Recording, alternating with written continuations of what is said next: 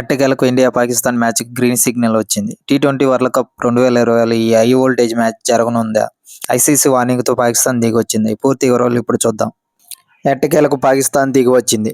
T20 ప్రపంచ cup 2026 Bharat జట్టుతో ఆడేందుకు okay చెప్పింది. ఐసీసీ వార్నింగ్తో దిగివచ్చిన పీసీబీ గ్రీన్ సిగ్నల్ ఇచ్చింది. పాకిస్తాన్ నుంచి వచ్చిన 3 ప్రధాన డిమాండ్లను ఐసీసీ తిరస్కరించింది. ఇందులో ముఖ్యంగా Bharat Pakistan series, try series, team India Bangladesh పర్యటనను అంగీకరించడానికి ఐసీసీ నిరాకరించింది.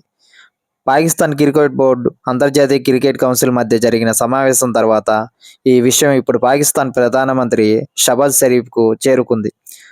తుది ఆమోదం కోసం వేచి ఉంది. ఈ క్రమంలో సూత్రప్రాయంగా పాక్ ప్రభుత్వం భారత్ జట్టుతో ఆడేందుకు ఓకే చెప్పినట్లు తెలుస్తుంది. ఈ మేరకు మరికొద్దిసేపట్లో అఫీషియల్గా పీసీబీ ప్రకటించినట్లు తెలుస్తుంది. కాగా ఐసీసీ, పీసీబీ, బీసీబీ ఆదివారం లాహోర్లో సమావేశమైన సంగతి తెలిసిందే.